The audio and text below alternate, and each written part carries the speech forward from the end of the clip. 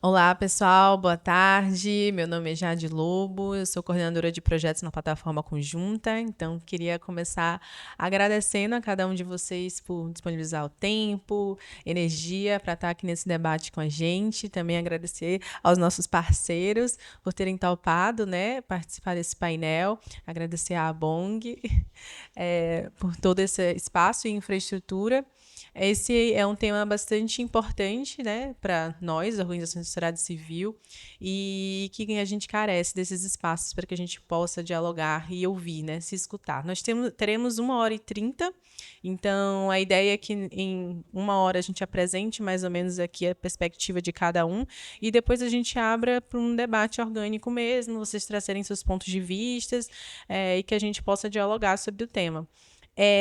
Estamos filmando, então, se alguém não se sentir confortável, né, na hora que for trazer alguma pergunta, aí talvez sinalize, mas se todo mundo estiver de acordo, a gente vai filmar também as perguntas e essa interação. Tudo certo? Então, eu vou passar para a Kika iniciar. A Kika, ela está como diretora do Instituto IACP, não é isso? E também ela é membro do nosso comitê gestor da plataforma Conjunta. Ela vai apresentar um pouquinho sobre as diretrizes do desenvolvimento institucional e, a partir disso, eu irei falar um pouquinho sobre o nosso estudo e depois Pedro do Coletivo Miri. Bom, oi, gente.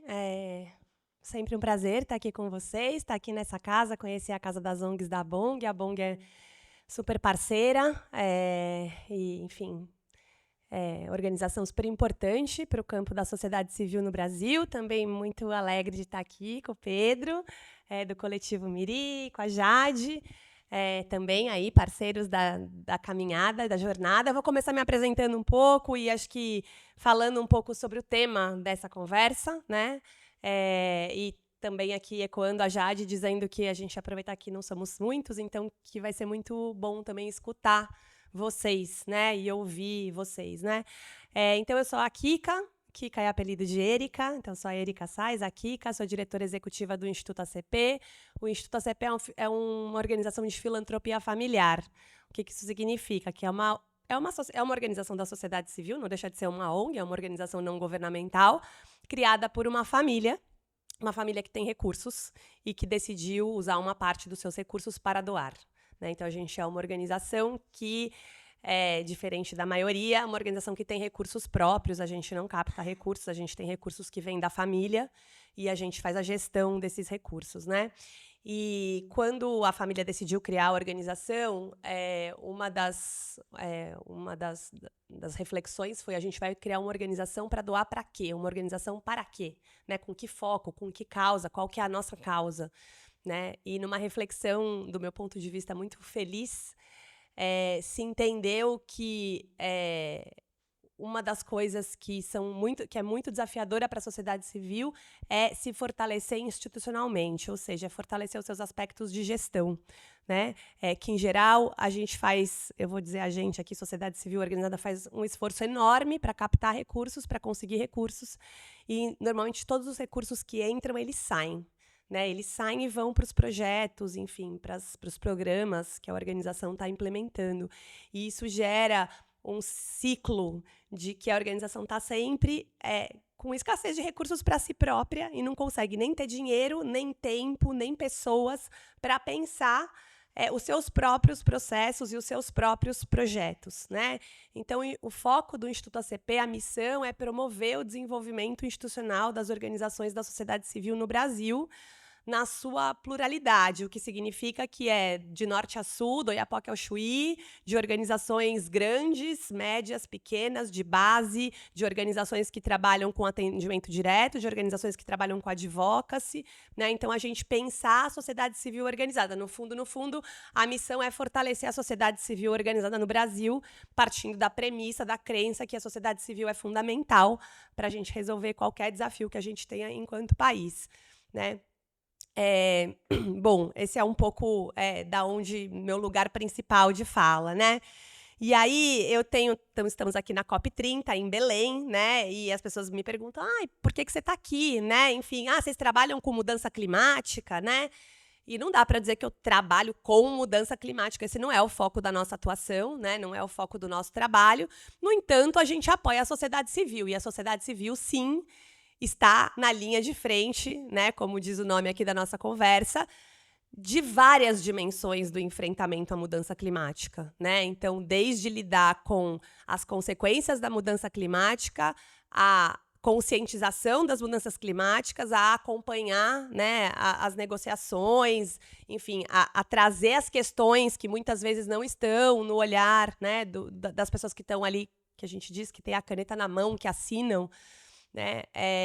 Então, acho que a minha principal... Eu acabei entrando como delegação brasileira aqui na Blue Zone e tal, como representante da delegação brasileira da sociedade civil, e a minha principal curiosidade, missão aqui na COP é entender que papel a sociedade civil organizada tem nesta agenda e neste evento, né? E eu cheguei na quinta-feira à noite, então eu tenho não tantos dias de COP, não peguei quase nada da primeira semana, mas assim, desde que eu cheguei, a sociedade civil está em todos os lugares, né? Então, em todas as marchas que estão acontecendo, né, trazendo vozes muito diversas, muito plurais, né?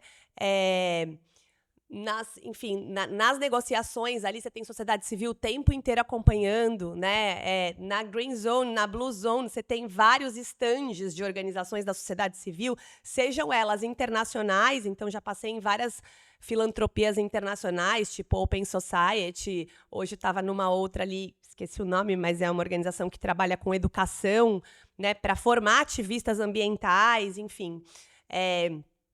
E no Advocacy, a própria CEO da COP, a Ana Toni, ela vem da sociedade civil organizada, ela era diretora executiva do Instituto Clima e Sociedade, antes de estar ocupando o cargo de secretária de Mudanças Climáticas e de CEO da COP. Enfim, a gente está o tempo inteiro em todos os lugares, né? No entanto, existe uma muito pouca valorização deste papel, né? E muito pouco financiamento desse papel, né? A gente sabe, essa casa aqui sabe melhor do que ninguém o quanto tudo é, assim, né, lutado, né? Assim, lutado no 1 a 1, no real a real, né? No quem puder contribuir com alguma coisa vai lá e contribui, né? De como a sociedade civil chega aqui na sua pluralidade, alguns com mais facilidades, outros com menos, mas mesmo os que têm mais facilidade, né, tem um lugar aqui de um caminho a ser trilhado até chegar aqui, né? E um reconhecimento que não é proporcional ao papel que a sociedade civil ocupa, né? Eu tenho a sensação de que, assim, mudanças climáticas hoje é um tema em si, mas ele é tão transversal que, no fundo, ele é quase uma mesa para você debater os maiores problemas que a gente tem hoje enquanto sociedade global, né? Enfim, Brasil, Amazônia e tal, mas enquanto planeta Terra, né? E aí, acho que como é que a gente faz para dar visibilidade para isso, né? Tanto para o trabalho que as organizações fazem, mas também para como a gente pode encontrar novos modelos de financiamento, né, que sejam equiparáveis à importância que as organizações e a sociedade civil organizada ocupa nesta agenda e em todas as agendas que estão correlatas, né, à COP, né? Enfim, a COP, as mudanças climáticas, enfim, a tudo isso. Então, eu acho que eu vou parar por aqui, queria abrir o assunto, né, trazer esse ponto. Na verdade, vou fazer uma última explicação que eu acho que vale também para quem nunca ouviu falar em desenvolvimento institucional, ou já ouviu falar, mas não sabe exatamente do que a gente está falando, né? A gente tem feito um trabalho muito grande de tentar traduzir isso em coisas que sejam muito simples de serem compreendidas. Mas também aprendemos que, assim, é importante ter um nome, sabe? Então, quando você fala, a gente trabalha com desenvolvimento institucional de organizações da sociedade civil no Brasil, já te coloca, né, num lugar, né, parece algo que, deixa eu saber, né, gera um certo interesse, né? E aí a gente fica trabalhando nessa coisa de traduzir o que é isso, numa forma que todo mundo entende, porque não há organização da sociedade civil que não lide com questões que têm a ver com o desenvolvimento institucional, né? Então, a gente estabeleceu algumas do que a gente chama de dimensões, né? Então, o desenvolvimento institucional na prática como é que eu capto recursos como é que eu faço a comunicação da organização, como é que eu faço o planejamento da minha organização, como é que eu cuido da governança da minha organização, como é que eu cuido dos aspectos jurídicos, dos aspectos financeiros, dos aspectos de gestão de pessoas.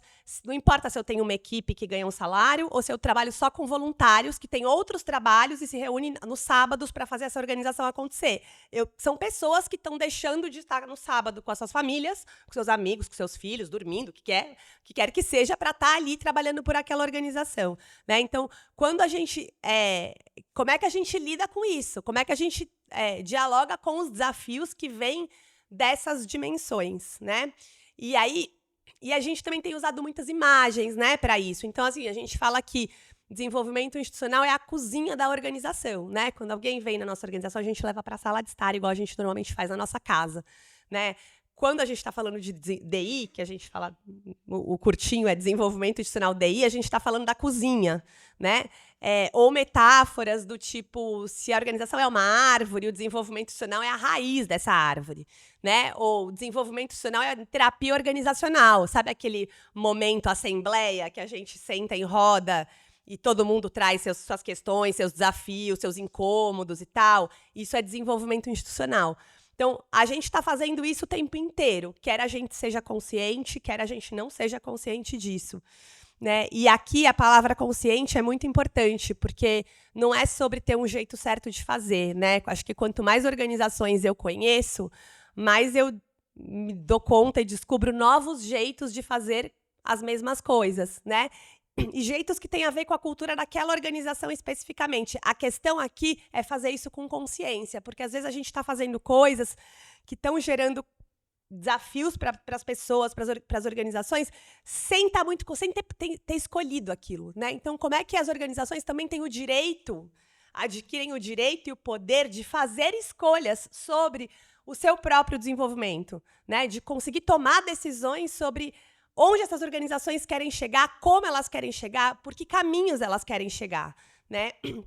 E aí, a gente, obviamente, tem que trabalhar muito os doadores, né? Se as organizações não estão tão fortalecidas quanto elas poderiam estar, os doadores têm muita responsabilidade nisso, porque existem poucos recursos, existe pouco reconhecimento deste lugar, né? Vou trazer aqui um exemplo, né? Na pandemia, acho que foi quando isso ficou muito claro, na Covid.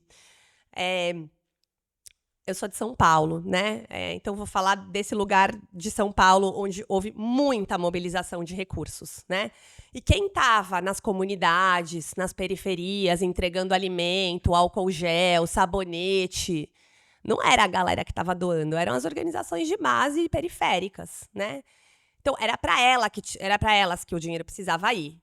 E muitas delas, de fato, receberam dinheiro. E acabaram saindo desse processo mais vulneráveis do que elas entraram. Porque o dinheiro que entrou saiu e ainda exigiu delas. Então, assim, a empresa doava quilos de alimentos, caminhões de alimentos, mas ela não doava R$1 para ninguém organizar aquilo em cestas básicas, para ninguém sair, para armazenar aquilo em algum lugar, para sair do lugar onde estava armazenado e ser entregue nas casas das pessoas. E isso não era pago por ninguém. Era pago pelas pessoas que estavam nas organizações fazendo aquilo voluntariamente, né? Então, você está doando aí, muito orgulhoso da sua doação, e do outro lado você tem pessoas que estão na linha de frente, vulneráveis, dispostas a correr o risco de estar na rua, de estar entregando comida, alimento, e que não estão sendo remuneradas nada para isso. Nada. Muitas vezes elas também precisam, inclusive, da cesta básica, né, que está sendo distribuída ali. Então, esse lugar da pandemia deu um gancho para falar disso, né? Você que está tão orgulhoso falando da sua doação, pensa se a sua doação ela está fortalecendo aquele parceiro que está sendo fundamental para que ela possa acontecer, né? Então, tem um lado do doador, e a gente, enquanto doadores, também tenta trabalhar isso com outros doadores, ter essa conversa com os nossos pares, né? E tem um lado das organizações, que também estão tão pouco acostumadas a pensar sobre si mesmas, é quase como se a gente, por isso que eu usei a palavra direito, é como se a gente não tivesse o direito de pensar sobre quem somos, quem queremos ser, como queremos ser, por que caminhos queremos ser, né? É como se a gente tem que estar a serviço o tempo inteiro de algo que é urgente, né? Porque todos os temas são urgentes, né? Então, você tem que estar a serviço de algo que é urgente. Então, a gente também tem que se tornar consciente, né? E também, enquanto organizações, reivindicar o direito de ser uma organização que seja reflexo daquilo que a gente quer ver no mundo, né? Porque às vezes a gente se encontra reproduzindo coisas e falando, puxa, mas aqui dentro deveria ser diferente, não é por isso que a gente está lutando, né? Então, como é que as organizações também adquirem essa consciência para poderem ser reflexo daquilo que elas querem, da mudança que elas querem ver no mundo, né? Internamente. Enfim, é isso. Com isso, assim, eu faço essa introdução, vou passar para a Jade, né? É isso, né, Jade? Você segue, né? Pode ser, eu acho que eu prefiro que o Pedro. Então tá bom, então vou passar para o Pedro. Tudo bem. Então, gente, boa tarde. Me chamo Pedro. Como a Jade já me apresentou, eu sou coordenador geral do MIRI, que é uma organização que tem uma atuação muito focada em Castanhal, interior daqui do Pará. Eu estou sem voz desde meio que do comecinho da COP, né? Muita clima, né? E energia gasta, né? Durante esses dias em muitos espaços. Mas, assim, muito feliz de estar também aqui em mais um momento, né, mais um espaço super importante da gente estar discutindo coisas que são muito pertinentes às nossas organizações, à nossa estrutura mesmo enquanto sociedade civil organizada. Eu estava conversando agora ali com a Thalia, ali fora, né, de como está sendo bonito, como está sendo rico essa experiência da COP aqui em Belém, né, diferente de todas as outras COPs, que a gente está vendo um negócio muito mais pulsante fora dos espaços institucionais de Blue e Green Zone. As casas estão super, assim, as pessoas que estavam loucas atrás de credenciais estão muito mais, né, nas casas fora, nos espaços fora, do que nos espaços institucionais. Então, isso também é um reflexo de como a nossa sociedade civil é referência para o mundo inteiro, né? E aqui no Pará, ainda mais, a gente tem essa questão muito forte das organizações dos movimentos, porque é um território que historicamente passa por muitas lutas, né? A gente tem um processo muito forte em relação à luta pela terra, né? As organizações indígenas, né? O movimento indígena, o movimento negro. Então, a gente tem um ecossistema de organizações da sociedade civil muito forte aqui, principalmente aqui no Pará, né? No contexto amazônico, falando assim. E aí eu quero trazer, eu acho que uma perspectiva um pouco mais assim, né, territorial da Amazônia, mas também trabalhando um pouco de que forma que a gente tem... Eu pessoalmente, e o MIRI, né, a gente tem uma posição de que nós temos três espécies, assim, 3 tipos de organizações, né? Temos as organizações maiores, financiadoras e tudo mais, né? Organizações que têm uma estrutura muito boa. A gente tem organizações que têm uma atuação territorial, né? Um pouco mais, assim, um trabalho local, que o MIRI também se inclui, e muitas organizações, principalmente de juventudes aqui no contexto do Pará. E a gente tem organizações que são as organizações comunitárias, que estão mais ainda na base, são organizações que não têm esse tipo de discussão ainda do desenvolvimento institucional. Então, são organizações que estão fazendo as coisas, mas que a gente chama, inclusive, lá na comunidade, que a gente chama, estão fazendo as coisas tudo na tora, né? Que é assim... e o MIRI parte muito desse espaço. A gente tem uma história desde 2016. Nós começamos através de uma dança de boi-bumbá, né? Era todo mundo muito novinho. Eu tinha 16 anos, né? E a nossa coordenadora de projetos, que é a Thalia, ela tinha 13 anos. Então, era todo mundo literalmente adolescente. E aí eu sempre gosto de falar essa história, contar essa história, porque é um reflexo muito da grande maioria das organizações, né, que trabalham, né, nas comunidades, organizações territoriais, que é um ativismo, né, de necessidade. Né? A gente tem um cenário de organizações que nascem, por exemplo, a partir da universidade, ou de uma galera que já tem uma caminhada muito forte dentro de outras organizações maiores e que sente a necessidade também de fundar sua própria organização, se junta com outras pessoas, surgem causas específicas e formam outras organizações, né? Fundam outras organizações. Né? Diferentemente de organizações territoriais que estão lá na comunidade e que é assim, não é a gente quer fundar uma organização porque a gente vai tirar um CNPJ, a gente entende essa causa, isso, aquilo, outro. Não, são demandas reais do território e são demandas urgentes. São demandas urgentes.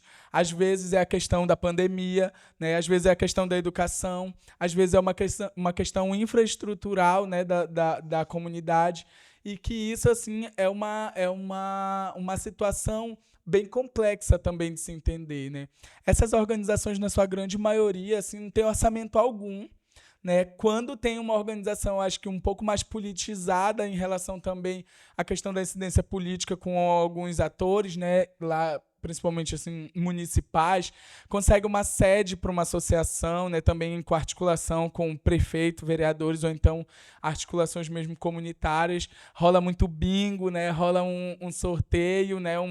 Uma festinha ali, uma quermesse que vai também arrecadar fundos, mas a grande maioria dessas organizações territoriais é uma galera que não tem fundos nenhum, que não tem até a discussão da captação de recurso, o 10 mil que seja de muitas organizações de juventude, que muitas organizações de juventude, né, captam para poder desenvolver pequenos projetos, essas organizações não têm nem isso. Então, acho que a gente está num espaço também de ser um potencial, a COP também ser um potencial, ter esse potencial muito grande de também alavancar a atuação dessas organizações aqui, principalmente no contexto da Amazônia, né? E aí, ainda mais organizações territoriais da Amazônia e protagonizadas por juventudes, a gente tem muito mais desigualdades ainda do que organizações, né, territoriais do Sudeste e do Sul, por exemplo, né? Então a gente está nesse espaço. Eu acho que o Nordeste e a Amazônia também se conectam muito nesse sentido, né? Desse tipo de dificuldade. A gente tem desigualdades ao acesso tanto à informação quanto mesmo aos espaços de captação de recurso, né? Então, o eixo Sul-Sudeste está muito mais próximo, né? Inclusive das organizações, né? Dos fundos, das organizações que têm, né? As organizações da filantropia mesmo, né? E aí a gente parte desse espaço também de um alinhamento político enquanto Miri, de que a gente precisa discutir a questão da descentralização, né, do poder, mas discutir efetivamente essa descentralização do poder, né? A partir também do recurso, a partir de quais são as organizações que continuam sendo financiadas, né, e quais as organizações que não têm esse direito de ser financiada, né? Quais são as organizações que têm um potencial e uma atuação muito maravilhosa mesmo, assim, que tem uma atuação realmente efetiva e que precisam ser financiadas também. Então a gente tem, eu sou particularmente assim muito fã de iniciativas como os fundos comunitários, né? Eu acho que o CASA faz um papel muito, muito incrível assim, dentro das comunidades também, né? E a gente tem outros fundos, outras organizações que fazem também essa descentralização realmente do recurso, né? E eu acho que o IACP também está nesse espaço agora também de potencializar essas organizações, sabe? Porque é muito difícil a gente ter organizações que discutam realmente, assim, meio que de forma muito, muito, assim, não sei se exclusiva eu posso falar essa palavra, mas que discutem o desenvolvimento institucional como prioridade, né? Que a gente tem muito isso de organizações que precisam captar o recurso através de projetos. A gente escreve projetos e aí a gente está ali, ó, o nosso projeto é até janeiro. E aí a gente está em maio e junho terminando de executar o projeto, mas a gente já está enlouquecido escrevendo outro projeto porque a gente não tem dinheiro a partir de agosto. Então, essa é a realidade da grande maioria das organizações, né, que estão nesse corre. E aí, tu discutir e tu trazer também essa perspectiva, essa experiência de uma organização que faz esse aporte institucional, de fortalecimento institucional, isso é um diferencial hoje, assim. E são poucas organizações que fazem isso. E eu acho que a gente precisa pautar também isso, começar a discutir isso, porque para além dos materiais para os projetos, para além, né, do transporte, para além da estrutura para executar projetos específicos, essas organizações elas precisam de uma estrutura básica, né? Elas precisam pagar luz, elas precisam pagar internet, elas precisam, né, às vezes, de uma sede, que é o nosso caso hoje. Então, a gente está nesse momento, assim, né, que eu acho que é muito frutífero, assim, é muito da gente começar a discutir essa prosperidade mesmo para as organizações, né? Até entendendo também que o terceiro setor como um trabalho essencial, né? Como um setor profissional mesmo, que a gente tem muito isso de colocar o terceiro setor como, às vezes, até como uma brincadeirinha, né? Como menos profissional de que outros espaços, de que outros setores. E eu acho que a gente tem a possibilidade de começar a discutir isso fortemente para que a gente possa estruturar as organizações e tirar até as organizações da vulnerabilidade. Acho que a gente tem um espaço de que as organizações que estão lutando contra a vulnerabilidade dos territórios, até elas estão vulneráveis. E aí a gente fala assim que no Miri a gente tem uma história muito, muito forte, né, com a cultura e tal. Eu acho que a cultura é uma ferramenta muito forte para a gente para mobilizar em pautas socioambientais, né? Uma ferramenta muito potente de educação socioambiental. E para a gente captar recurso para as nossas atividades culturais é assim, um terror. Né? A gente não consegue nem captar diretamente pelas leis de incentivos do poder público, porque a grande maioria que chega em Castanhal é assim, R$10.000 para fazer uma coisa enorme, né? E cheia de burocracia para acessar e com um monte de gente para tentar captar.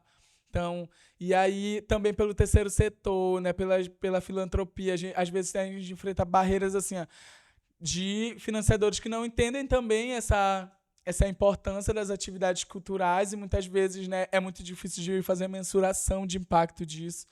Né? E nós levantamos também essa pauta de que muitas vezes a nossa mensuração de impacto, nosso impacto principal é de que forma que a gente está impactando na vida real das pessoas, da população, né? Então, nós levantamos muito essa discussão de que o Miri é uma organização que tem um impacto qualitativo, prioritariamente, porque às vezes, para além dos números, né, é de que forma que a vida das pessoas está sendo transformada através da nossa atuação. E isso, muitas vezes, muitos mecanismos de financiamento não enxergam, né, essas possibilidades. Então, eu acho que a gente tem essa possibilidade de pautar ainda mais isso, principalmente porque, né, assim, é uma historinha que eu sempre conto, que a gente fazia coleta para fazer uma farofa de mortadela para poder fazer uma atividade no outro dia. E aí a gente fala assim, se a gente já faz uma coisa gigantesca, um impacto gigantesco fazendo farofa de mortadela, imagine se a gente tivesse recurso. O quanto que nós conseguiríamos fazer pelas comunidades e pelas pessoas que realmente estão precisando desse aporte, que realmente estão precisando, né, desse acompanhamento. Então, se até na escassez a gente faz uma coisa gigantesca, imagine se a gente estivesse na prosperidade. Né?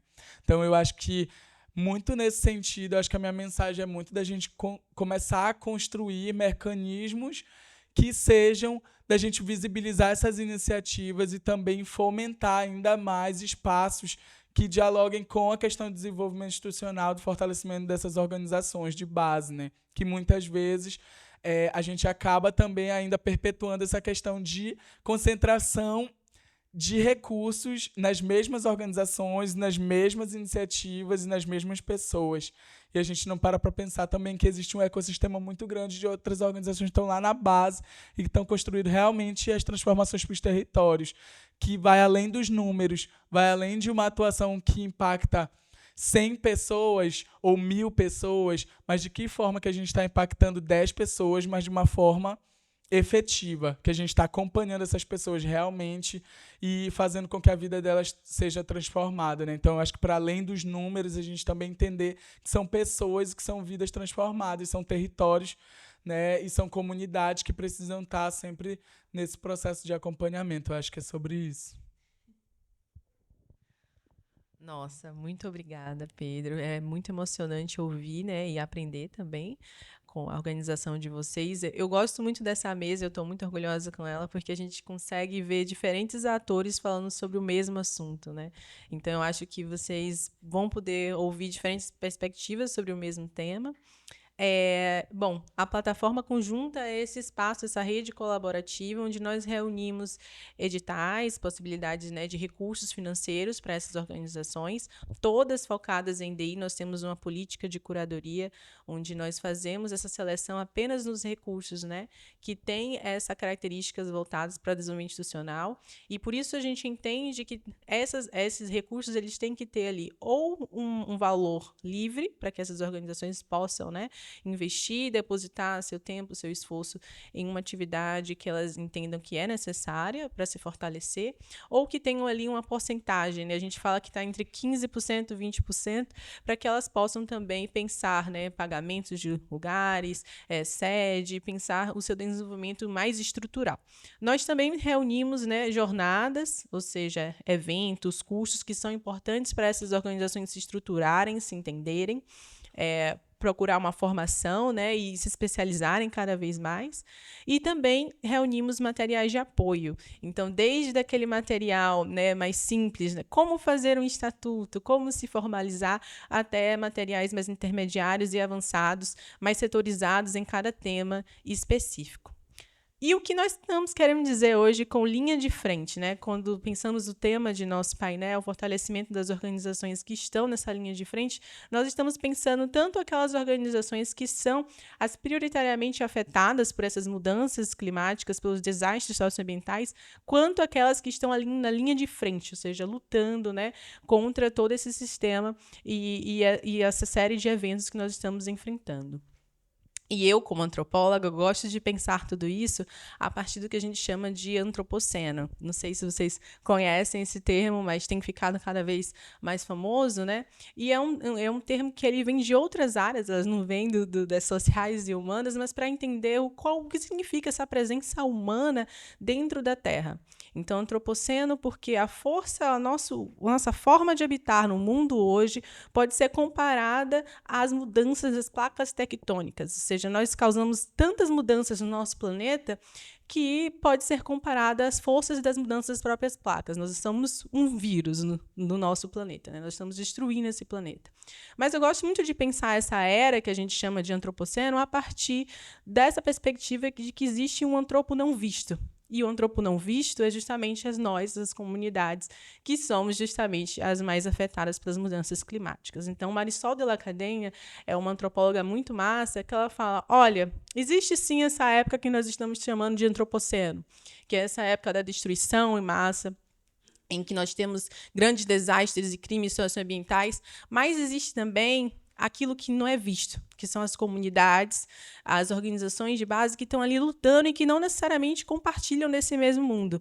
Isso é interessante para a gente não sair de uma suposição, né, que estamos todos conscientes de nossas ações dentro do planeta, que vivemos nas mesmas condições e impactando nas mesmas condições o sistema e o mundo que a gente está vivendo. Então, antropo não visto porque ele é cego, né? Ela fala, ele é cego porque ele não vê que ele está destruindo, né? Ele está destruindo o próprio mundo, o próprio recurso que ele necessita para viver naquele planeta, e ele também é cego porque ele não vê que existem aqueles que não compartilham do mesmo ideal de mundo. São pessoas que estão em outros mundos, que estão em outras cosmopolíticas, como diz Mestre Nego Bisso. Então, quando estamos pensando organizações de comunidades quilombolas, estamos pensando aldeias, estamos pensando quebradeiras de coco, aquelas pessoas elas vivem em outros sistemas de biointeração e elas têm outras relações com esse meio ambiente que não necessariamente compartilham dessa visão predatória. Bom, então como podemos fortalecer essas organizações, essas pessoas? Na nossa discussão na COP, eu acho que todo mundo aqui, né, ouviu o que virou quase um jargão de que, olha, precisamos fortalecer as comunidades porque as comunidades elas têm as soluções, né? Elas têm as soluções, elas estão vivendo uma outra realidade que nos ajuda, inclusive, a mitigar os efeitos dos impactos socioambientais. Então, como podemos fortalecer essas instituições? Esse é um debate que é muito difícil de ser feito, né? Então, a gente está em espaços como o da Zona Verde, né, onde todo mundo está debatendo, por exemplo, crédito de carbono. Quando a gente pensa crédito de carbono, vamos pensar que existem porcentagens de recursos que vão chegar nessas comunidades. Então, a grande pergunta que eu acho que nós temos que ter aqui, participando, pensando no desenvolvimento institucional, é como esse recurso vai chegar nas comunidades. Quando nós temos grandes financiadores, né, que através de digitais, através de apoios, pensam em doar para essas comunidades, como é que esse recurso chega? E se ele chega, o que acontece com essas comunidades? Será que elas podem acabar se separando? Então, nós temos um histórico no Brasil, né, que quando nós não acompanhamos, não entendemos com quem nós estamos apoiando, desenvolvendo, né, um projeto, nós podemos trazer grandes rupturas a essas comunidades. Quando nós temos ali um edital e nós estamos pedindo uma prestação de contas, que de certa maneira nós podemos, inclusive, acabar prejudicando determinada comunidade que não vai conseguir prestar a conta e fica com uma dívida, né? Então, isso são algumas coisas que nós pontuamos hoje, conversando com outras organizações, e foi muito interessante, né, porque todas elas, de uma certa maneira, estavam pensando também sobre isso. Então, estamos tendo vários debates importantes, estamos tendo essa participação das organizações de base, né? Tivemos a grande marcha, que foi linda, mas eu acho que a grande preocupação que nós estamos também pensando é como é que esse recurso chega, como é que a gente tem uma discussão mais justa, né? Pensando no território, pensando em financiadores. E estamos falando bastante como é necessário para essa transição energética um financiamento. E de que financiamento é esse? Se nós temos as zonas de sacrifício. Então, essas comunidades, nós, comunidades e povos tradicionais, não podemos ser zonas de sacrifício para que a transição energética ocorra. E do que eu estou entendendo como zona de sacrifício, né? Então, quando estamos pensando, por exemplo, que nós precisamos, é muito mais prático, né? Precisamos construir... Precisamos mais de carros elétricos, esses carros elétricos eles precisam de uma bateria, e essa bateria precisa de um recurso que precisa ser minerado. Aonde está esse minério? Muitas vezes esses minérios estão dentro das comunidades, e é por isso que virou um grande debate a mineração em territórios indígenas e em territórios quilombolas. Então, como é que nós podemos fortalecer essas instituições e prevenir que elas tenham forças e capacidades, inclusive, de argumentar e de entrar nesses espaços e ter, inclusive, um debate técnico, né, para que possa proteger esse território e lutar contra enfim, essas ações que acabam fazendo com que as comunidades não tenham esse processo de biointeração, que é essa relação, né, com os cosmos, com as intensidades, que são distintas das relações mais tidas como ocidentais e ocidentalizadas. Bom, a partir de todos esses adendos, né, vamos pensar um pouquinho agora de qual panorama a gente está partindo para ter essa discussão aqui hoje, né? Então, a plataforma conjunta lançou uns estudos sobre as oportunidades de recurso e formação. Eu vou passar aqui rapidamente, eu acho que ela vai gerar um debate legal depois, para que a gente possa trocar e entender a partir deles. Eu acho que conta um pouco desse cenário que eu trouxe aqui, que a Kika, que o Pedro trouxe, mas também aponta para algumas outras situações. O estudo ele é do ano de 2024, né, desde janeiro até o final do ano, o último dia do ano. E em todo esse processo, nós conseguimos mapear 283 oportunidades de formação e 63 oportunidades de recursos. Lembrando que outras oportunidades e outras oportunidades de formação e de recurso podem ter ocorrido, mas não necessariamente todas passaram por nossa curadoria e nem todas trabalharam pensando no desenvolvimento institucional. Então, é muito interessante notar que aqui a gente só tem uma curadoria daquilo que a gente está querendo, né, do DI para essas organizações. E quando nós aparecemos com esse quadro, nós tivemos essa divisão dos tipos de formações que mais podemos observar nesse último ano, né? Então, como vocês podem observar, a maioria dos tipos de jornadas foram cursos, 63% das jornadas ofertadas no ano passado foram cursos. Logo depois, ali, nós temos, de forma mais diluída, né? Pensando ali em cursos de pós-graduação, ou seja, de um nível mais intermediário para avançado. Depois tivemos alguns programas de aceleração, alguns certificados e premiações, mas bastante também seminários e programas de formação. A grande maioria foram gratuitas, o que é muito interessante de observar, né? 58% foram oportunidades de formação gratuitas. E a modalidade das formações, a grande maioria também foi virtual, o que é super bacana, porque permitiu organizações de diferentes espaços terem acesso a essas formações, né, e se especializarem cada vez mais. Bom, quando falamos sobre a localização, né, percebemos ali ainda, né, uma grande concentração em alguns espaços, como como falamos, né, como foi apresentado pelo Pedro, principalmente, mas temos alguns pontos de inflexão. Apesar do Sudeste ter 14%, o Nordeste aparece ali depois, né, com 3,38%. Isso é importante notar, porque em recursos esse cenário muda bastante, mas ainda apresenta o Norte e Nordeste com um certo protagonismo nesse processo, né? Então, ainda as oportunidades de formação estão concentradas no Sudeste, com poucos cenários ali ocorrendo apenas para o Nordeste, mas a grande maioria foram em termos nacionais. Como foram virtuais, a maior parte das pessoas conseguiram ali se inscrever para terem acesso. Esses são a rede de multitemas que tivemos nessas formações. Então, gestão foi um tema muito forte, muito curso de gestão. Projetos, recursos, sempre muito forte. Desenvolvimento, comunicação, aparecendo um pouquinho ali, sustentabilidade. E depois algumas outras, né? Institucional, ali um pouquinho médio, jurídico. Inovação, bem fraco. Mas muito pensando gestão, redes sociais, comunicação, captação de recursos e desenvolvimento. Aqui nós temos esse panorama por porcentagens, né? Governança também foi uma das últimas, mas bastante voltadas para a captação de recursos, tecnologia, comunicação, gestão organizacional. Essas são as top 15 organizações que mais ofertam oportunidades de formação, de acordo com a plataforma conjunta. Então, a BCR está em primeiro lugar. Depois, a Abrafortes, Diálogo Social, a Escola Nacional de Administração Pública, a Escola Aberta do Terceiro Setor, a FGV, a Rede de Filantropia e Ideia Social. E depois as outras, né, com menor presença. Bom, quando falamos de oportunidades de captação de recursos, o quadro muda um pouco, principalmente no quesito regional. Nós tivemos ali um foco do investimento bastante voltado para a captação para a DI, 58% era a captação específica para a DI.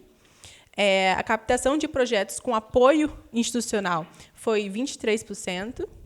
Ou seja, esses são projetos que captação para você realizar um projeto dentro da sua organização, mas que tem ali uma porcentagem que você pode utilizar para fortalecer a estrutura de sua organização. E a captação de recursos livres foi bem menor, né, 17%. Essa aí é uma captação onde você consegue, enfim, direcionar para onde você quer deixar o seu recurso, né? E o tipo de OSC financiada, né? Dentro dessas todas as oportunidades de captação que nós observamos, a grande maioria é para a organização da sociedade civil, em menor parte ali movimentos sociais, negócios de impactos, e pouquíssimas exclusivamente para pessoas físicas. Geralmente são em termos de prêmios, né? Então, às vezes, quando surgem premiações, são muito geradas para pessoas físicas. Bom, aqui nós temos o perfil das organizações financiadoras mapeadas. A grande maioria são fundações e institutos independentes, né, com 42% dessa presença. Depois, empresas, com 19%. Fundações e institutos empresariais, 17%. E, a partir daí, em menor participação, agências governamentais, institutos familiares, poder executivo e para baixo, né? A grande maioria por edital, 87%, e apenas 12% ali por carta convite. Bom, isso aqui é onde eu estava mais ansiosa para mostrar para vocês, porque, de acordo com o que a gente conseguiu mapear e analisar, você percebe que grande parte desse recurso estava no Norte e Nordeste. Eu acho que isso é uma inflexão assim, dentro da nossa história e mostra também um pouco do esforço de tentar romper com essas desigualdades regionais que vivenciamos em nosso país, né? Então, vimos nos últimos anos a discussão se acalorando sobre essas desigualdades regionais e a gente conseguiu ver, ainda que pequena, essa mudança, né, a partir desse mapa. Então, podemos observar ali que 13% desse recurso foi para o Nordeste, depois 12% para o Norte, né, e aí o Sudeste aparece apenas com 7%. O Centro-Oeste é a terceira região que aparece, né, com 10%. Aí tem grande parte das presenças de financiamentos para restauração de florestal, né, apareceu bastante na região Centro-Oeste. E, por fim, o Sul, com 8,7%. E as temáticas? Bom, eu acho que aí já resultado de COP, vemos meio ambiente disparado, né, como grande parte dos financiamentos. Então, nesse último ano pré-COP, nós pensamos bastante nos recursos para meio ambiente. Depois, em desenvolvimento territorial, que aí tem também um diálogo, né, por vezes, com o meio ambiente, então a gente vê uma continuidade da pauta. E depois, equidade de gênero, equidade racial. A maior parte do investimento, não sei se ficou pequeno para vocês observarem aí, mas a maior parte do investimento foi de 11 mil a 50 mil. Né? Das 21 ofertas que superam 200 mil, 10 têm origem de organismos internacionais e a grande maioria são de recursos variados. Então, acima de 200 mil, nós temos 33%, e algumas o valor não foi muito informado. Esse aqui são os critérios de seleção. Né? Aí nós vemos a atuação mínima no território, regularidade jurídica e fiscal, sem fins lucrativos, CNPJ ativo, sede e execução. Temos aqui também um panorama do tempo de financiamento, né? Então, a grande maioria não informou o tempo de financiamento, inclusive nós observamos isso como uma necessidade, né, de que cada vez mais a gente possa trazer essas informações dentro dos editais, para que, enfim, as organizações consigam se organizar de uma forma melhor. E essas são os top 10 organizações que mais ofertaram oportunidade de captação de recursos para a DI. Então, em primeiro lugar, a Agência dos Estados Unidos para o Desenvolvimento Internacional. Em segundo lugar, o Banco Nacional de Desenvolvimento Econômico. Oi? Aquela que acabou. Aquela que acabou. Então, enfim, né? E que se a gente está pensando que estamos falando justamente que no último ano teve um investimento para o Norte e Nordeste, pensando principalmente ali em recursos de meio ambiente, isso é muito grave, já que a gente está com uma COP aí, pensando planos cada vez mais ambiciosos e que, para conseguir esses planos, precisamos cada vez mais de recursos. Em terceiro lugar, a Caixa Econômica Federal, o Fundo Brasil de Direitos Humanos, eu acho que todo mundo viu, né, nesses últimos 2 anos, abriram bastante oportunidades. O Fundo Casa Socioambiental, o Instituto ACP, ficou em 6º lugar. Instituto Ibirapitanga, Lojas Renner, o Instituto Sociedade, População e Natureza e o Open Society. São os nossos top 10 de recursos para a DI. A Open Society lá embaixo, né? Bom, em resumo, para finalizar um pouquinho do estudo, eu acho que vocês vão poder acompanhar, depois abrir, olhar com calma, e a partir disso, enfim, a gente possa ter entendimento do quais são as tendências, né, do setor, de uma certa forma.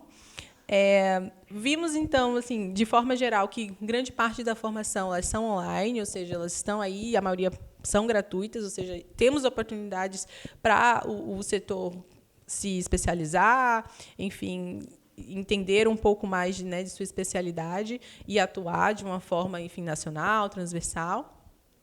Temos alguns empecilhos ainda, né, como a gente está falando, existem barreiras digitais, exigindo ações de letramento, apoio de equipamentos, internet de qualidade, lembrando também que boa parte desses cursos, né, foram cursos de pós-graduação, então aí precisamos pensar, né, quais organizações precisam desses cursos e, enfim, quais têm pessoas que têm pós-graduação e que podem acessar esses cursos, né? Bom, e quando falamos de recurso, número 1, necessitamos mais de recursos específicos, flexíveis, livres e plurianuais. Lembrando que os recursos livres ficaram em último, né, na nossa análise, ali, então tínhamos pouquinhas opções com recursos livres, que é o que a gente realmente é interessante para a gente, né, trazer mudanças mais estruturais dentro dessas organizações. E que os prazos curtos eles ainda predominam. Então, a maioria são de 2 anos, o que é um prazo curtinho para essa organização se estruturar e ter cada vez mais uma independência também, né? Então, temos os critérios formais, CNPJ ativo, regularidade fiscal, e 87% ainda são via editais.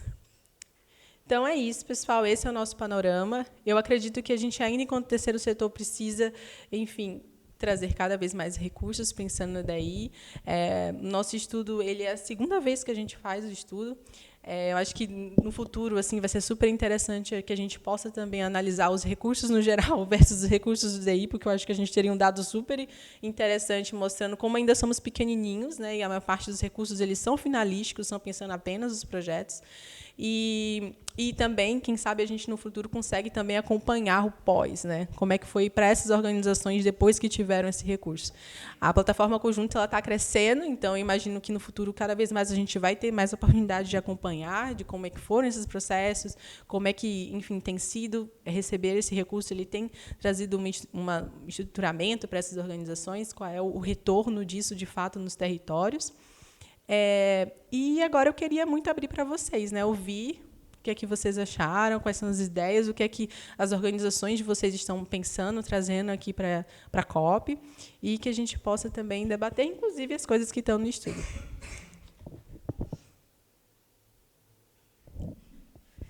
Se você não fosse falar, eu ia falar você.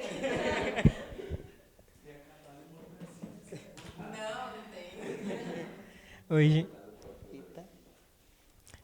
Vocês me ouvem? Assim, vocês me ouvem?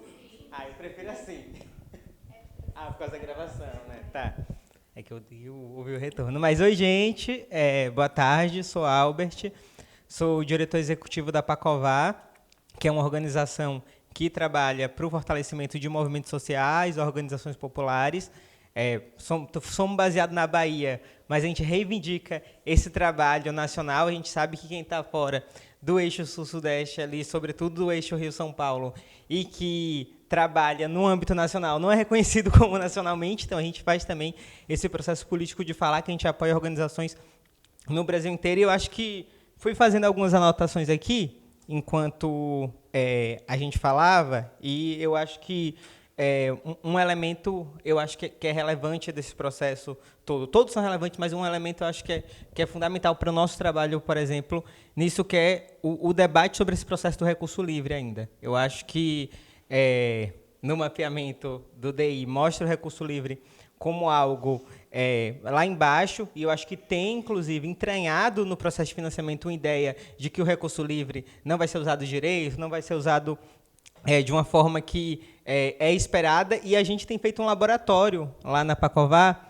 que é o Fundo de Apoio a Organizações Populares. A gente fala que é um laboratório porque a gente tem, com o recurso que a gente recebeu livre, feito esse processo de replicar isso, então, trazendo recursos livres, flexíveis, e chamando de laboratório também, para dizer que para mostrar que dá certo. Então, a gente está usando como laboratório para chegar para os pares, falo pares porque a gente está ali rondando esse ecossistema filantrópico, onde o debate sobre os recursos está rolando ali, em alguma medida, e para mostrar para os pares que, sim, funciona, tem impacto, às vezes não é o que o financiador está esperando, a gente vai medir o que importa no território, a gente vai pedir a medição do que importa no território, inclusive testando novas formas, mas colocar aqui o recurso livre, ele tem um impacto sobretudo para o território. Eu gosto de dar um exemplo que a gente teve recentemente do nosso último apoio, que uma organização de mulheres do interior do Ceará pediu para a gente um recurso para reformar a sede.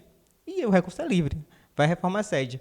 Elas conseguiram um parceiro para a reforma da sede. Aí eles falaram, não, a gente precisa comprar um quebrador de coco para as mulheres da comunidade. Compre o quebrador de coco, o recurso é livre, e a gente vê que agora, a gente está acompanhando, a gente acompanha as organizações, mas vê que o impacto que tem aquele recurso, em alguma medida, ou ia ter um impacto com a reforma da sede para acompanhar o processo, ou ia estar tendo impacto com algo que é compartilhado entre o território. Então, as organizações já sabem usar o recurso, as organizações sabem como usar. O recurso livre é fundamental nesse sentido, para que as organizações coloquem e não precisem, inclusive, emular. Porque, às vezes, a gente fica precisando emular o que a gente vai fazer para poder alcançar o recurso que é necessário para sobreviver. Então, eu acho que é fundamental a gente, dentro do DI, inclusive, fomentar e trazer cada vez mais esse caldo, engrossar o caldo para esse processo do debate do recurso livre, porque as organizações populares de base do território já sabem o que fazer, e eu acho que a gente está trazendo como um laboratório também para mostrar que funciona desse jeito. Então, estamos juntos para poder ir construindo e fortalecendo as organizações populares.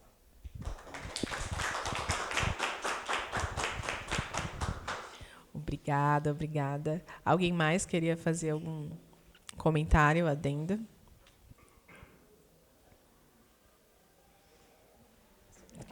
Quem quer? Não, eu estou muito curiosa para saber quem está aqui, gente. Então, mesmo que vocês não queiram fazer um comentário, eu vou fazer um convite para vocês se apresentarem. Enfim, para entender se são organizações daqui, de outros lugares, vocês são lideranças de organizações, trabalham em organizações com que causas. Então, nem que seja uma rodada de apresentação, e aí, se alguém também quiser trazer uma reflexão e um comentário. Quer começar? Vem para cá para poder trabalhar.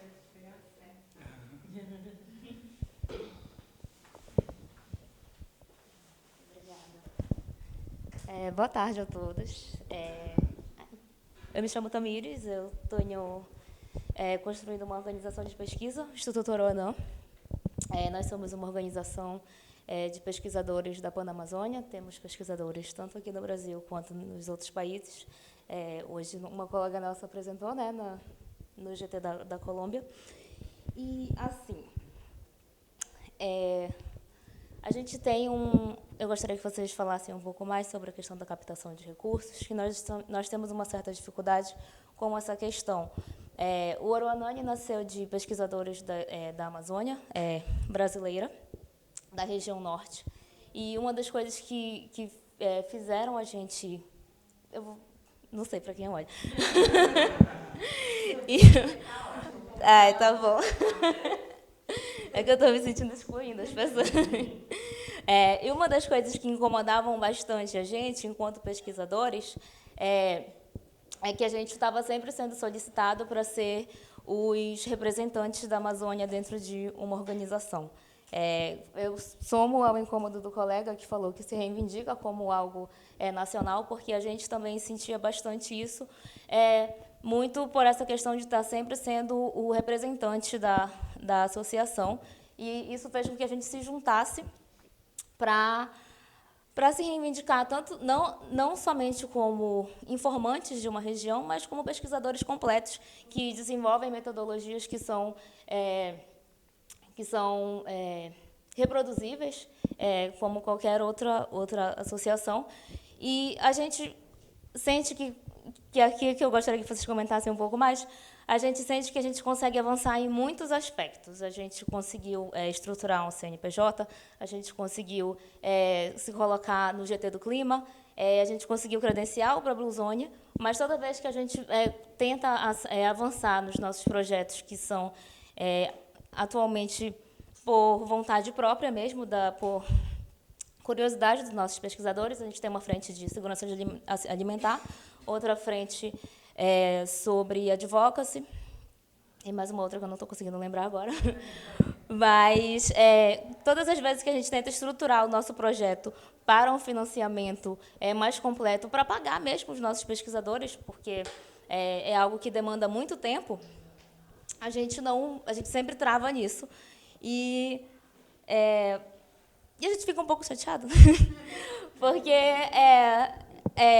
justamente não assim falando somos da Amazônia e temos os únicos que têm essa legitimidade para falar sobre, mas porque muitas vezes parece que é mais fácil para as outras organizações e a gente tem muita dúvida assim de o que poderia estar travando para a gente poder ter mais tempo para se dedicar mesmo, sabe, para entregar materiais mais completos e reforçando mesmo o que está no nosso manifesto, de se colocar como uma organização que são pessoas da Amazônia, mas que são coisas nacionais. É algo que segurança alimentar é um interesse brasileiro, não somente de pessoas da Amazônia. E é isto.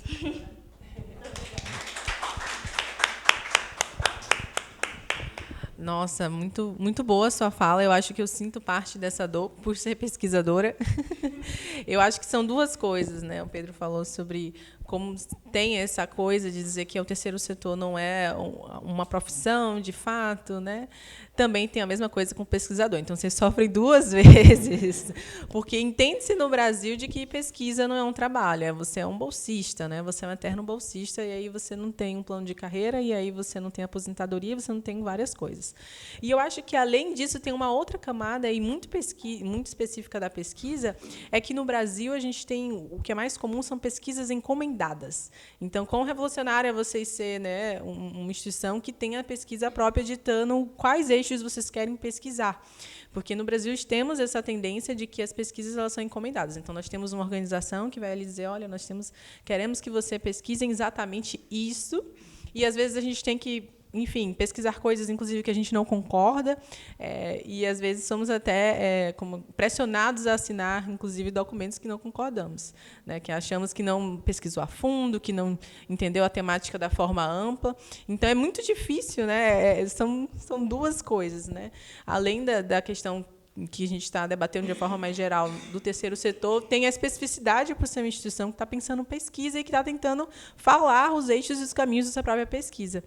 E é isso, eu sinto parte dessa dor do que vocês estão falando, né? Eu acho que o grande entrave é esse, mas eu acho que ele é muito revolucionário e muito necessário, né? Quem está ali pensando o território e pensando também quais são as soluções, poder apresentar por a partir da sua própria perspectiva, a partir do seu acumulado epistêmico, seu acumulado de ensino, trazer esses resultados e soluções não enviesados. Eu sou uma grande defensora disso, assim, bastante.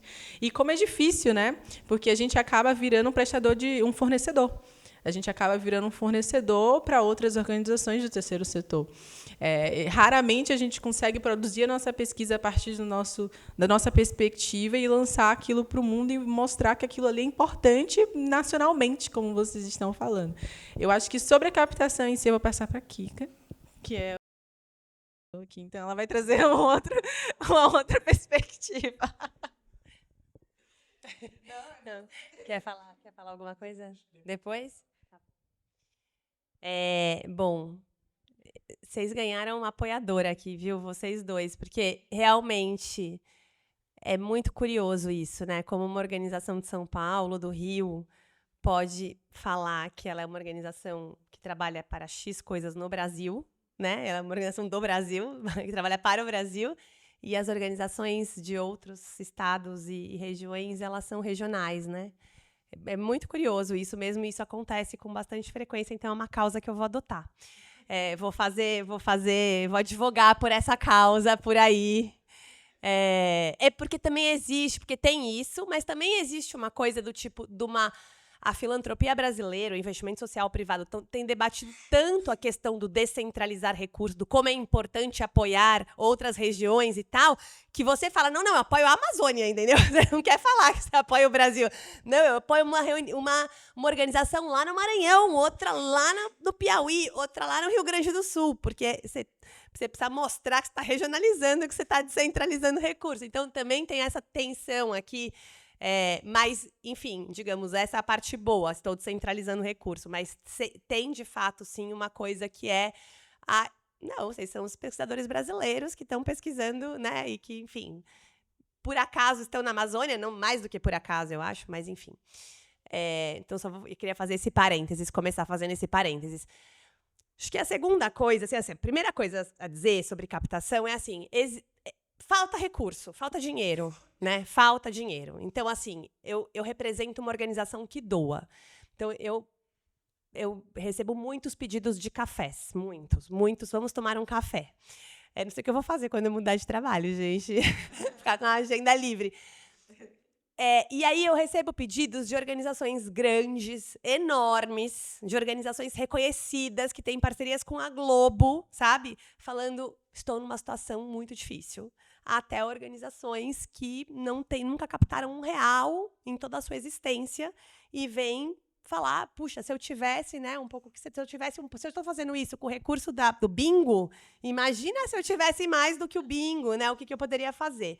Então, eu acho que, assim, existe uma falta de recursos. A sociedade civil organizada é subfinanciada. Tem menos financiamento e menos dinheiro do que ela potencialmente deveria ter para poder fazer mais do que ela já faz, que já faz um monte. E a gente ainda enfrenta todos os problemas de uma certa perseguição política, todas as questões preconceitos muitas vezes baseados em fatos reais. Então, eu vou por aí pelo Brasil afora falando com organizações, e é recorrente organizações serem instrumento de desvio de recurso do poder público. Isso acontece neste país, né? Então, a gente ainda precisa lidar com as desconfianças, né? E como em todos os setores. trabalhos, acontece no setor privado, acontece nas empresas, acontece no terceiro setor também. Porque a gente tem uma sociedade onde a corrupção existe, e ela é profunda, e ela se manifesta em todos os setores. O que não pode acontecer é que as organizações que são instrumentos disso acabem invalidando o trabalho de todas as outras milhares de organizações que fazem um trabalho maravilhoso sem recurso nenhum, voluntário, muitas vezes, né? E também tem que tomar um certo cuidado para não cair nesse lugar de que só vale se for voluntário. Se for voluntário, é bom, é legítimo, é importante, mas aí você não pode receber. Então, eu passei, por isso que eu pago as minhas contas com o trabalho que eu faço neste setor, de tipo, nossa, mas você ganha fazendo isso? Eu falei, eu ganho fazendo isso, cara. Eu trabalho muitas horas por dia fazendo isso, né? Então, tem muitas camadas aqui, mas eu acho que essa premissa tem menos dinheiro do que deveria ter. Então, não vai ser fácil. Não é fácil, não será fácil, né? Pode se tornar mais fácil e pode se tornar mais fluido, enfim, e você pode ir entendendo o caminho das coisas, né? Então, acho que as dicas, elas vão para esse lugar, você precisa descobrir, abrir caminho, sabe? Mata fechada na floresta, precisa fazer uma trilha, chegar do outro lado, vai precisar abrir caminho, né? E aí, abrir caminho dá mais trabalho, o próximo que for atrás de você já vai com o caminho mais aberto, vai chegar mais fácil do outro lado do que você, né? A segunda coisa existe um problema do financiador, do doador? Existe, vários, um monte. Se a gente parar aqui, tenho certeza que vai sair uma lista gigante. Mas não dá para a gente ficar falando disso o tempo inteiro, porque senão a gente não anda, né? Então, é importante a gente saber e fazer a crítica. A crítica é válida, é fundamental. A gente precisa conseguir ter críticas propositivas e estruturadas sobre como poderia ser melhor, como doar poderia ser melhor do que é hoje, atualmente. Mas a gente precisa falar, bom, dado o que tem, o que a gente faz com o que tem, né? E aí acho que a Conjunta é muito aliada a fazer meu momento plim-plim aqui, propaganda, que tem pouco? Tem. Podia ter mais? Podia. Tem pouco recurso para DI? Tem. Mas tem hoje um lugar que você vai lá e você encontra tudo junto. Então, de formação. Puta, não sei fazer isso. Vai lá, você vai achar uma formação, um podcast, alguém dando uma dica, alguma coisa vai ter ali para você sair do seu lugar do zero para dar um passinho nesse tema, né? Ou é isso, tem gente, a gente está ali procurando quem tem dinheiro para doar para DI e estamos colocando lá o tempo inteiro. E não é tudo para o Sudeste, tem para o Brasil inteiro. Tem menos do que deveria, menos do que gostaríamos, tem menos, mas tem. Então, assim, tem uma lição de casa que a gente precisa fazer enquanto organizações, que precisamos estar atento a isso. E acho que a Conjunta, e a ideia, quando a Conjunta nasce, é justamente essa, como é que a gente democratiza o acesso a conhecimento. Porque eu sei do edital do Instituto Ibirapitanga, porque eu conheço Ibirapitanga, inclusive trabalhei com o André, então é fácil para mim, eu estou na rede dele, eu recebo o e-mail dele, eu tenho o WhatsApp dele, muito fácil para mim. Agora, se eu não conheço, se eu nem sei que esse instituto existe, não sei quem é essa pessoa, não sei que eles fazem isso, eu estou falando Ibirapitanga especificamente para você, porque eles trabalham com sistemas alimentares, são um super doador, milhares de vezes maiores do que a organização que eu represento, e doam uma das linhas, a equidade racial e sistemas alimentares. Eles adoram apoiar a pesquisa, então eles estão aqui, inclusive, fizeram algumas mesas de sistemas alimentares, então procure as atividades do Ibirapitanga na COP e tal, e já vai lá, porque a outra coisa então assim, a primeira coisa é saber que existe, saber que tem qual o curso, o financiador, a formação, né? E aí acho que a Conjunta é uma super aliada, então entrem lá no conjunta.org, sigam no Instagram, no LinkedIn, enfim, tem um grupo de WhatsApp, depois a Jade pode colocar também, que a gente vai publicando coisas ali, né? A segunda coisa, sabe, me veio assim, sabe quando, sei lá, você muda de escola, e daí tem um monte de adolescente ainda, que tem um monte de grupinho, você precisa entrar em algum? Demora para entrar nos grupinhos. Você precisa ali, dar uma suada, entendeu? Ser legal. E aí você acha que você vai ficar amigo de um, aí não funciona. Tipo, não deu certo, você vai ter que mudar de grupo e tal. Tem uma coisa assim também. Infelizmente, enfim, poderia ser mais democrático, mais acessível, mas tem uma coisa. Então, vocês acabaram de criar uma organização, né, de pesquisadores e tal. Vocês vão ter que ir caçando esse espaço, onde é que estão as redes, onde é que estão os grupos, e falando, oi, tudo bem? Queria entrar nesse grupo, né? Vocês vão precisar encontrar esses caminhos para entrar em grupos. E aí acho que o papel das redes é super importante, né? Esses lugares porque tem muitas organizações, né? Então, como é que você vai criando rede de contatos, né? Realmente, assim, como é que você vai chegando em pessoas que você não chegaria naturalmente? Essa é outra dica. Como é que eu saio da minha bolha? Então, como é que eu vou falar com gente que não é pesquisadora, com gente que não é da Amazônia, com gente que não é... Dá um pouco de trabalho, porque é muito cômodo, né? Ficar na nossa zona de conforto, na nossa bolha. Às vezes, tudo que a gente quer é uma bolha, né? Você fala, ninguém precisa discutir nada, todo mundo concorda com o que você está falando e tal. Mas eu acho que nesse lugar da captação tem um exercício de sair um pouco da bolha. Tipo, eu vou na mesa da COP que eu não conheço ninguém, mas que tem uma relação com o que eu faço. Que nem às vezes tão direta, não são os pesquisadores da alimentação, da agricultura familiar, orgânica e tal. Não, vou lá falar com quem está falando de alimentação, não exatamente do meu ponto de vista, talvez, né? Porque isso vai te abrindo possibilidades de contatos e de acessos a outros universos, a outros grupos que não seriam tão naturais do meio onde você circula, né? E acho que esse exercício, estou falando no caso dela de alimentação, mas acho que vale para todo mundo. Esse exercício da gente sair da nossa bolha e acessar espaços que a gente não chegaria assim naturalmente, espontaneamente, eu acho que é um exercício que ajuda na coisa da captação. A outra coisa faz a pré-lição de casa, né? Então, o que eu quero dizer, quanto mais você tiver na sua organização uma clareza. Você quer dinheiro para quê? Por quê? Como é que você vai manter isso depois? Quanto mais você fizer a sua lição de casa, para o dia que você cruzar esse potencial financiador, que você nem sabe que é seu financiador ainda, mas que será um dia, e ele te perguntar, você tem resposta para dar, né? Então, eu sempre dou essa dica. Você quer dinheiro para desenvolvimento institucional? Não vai apresentar o seu projeto. Porque se você vai apresentar o seu projeto, vão doar para o seu projeto, não para a sua organização.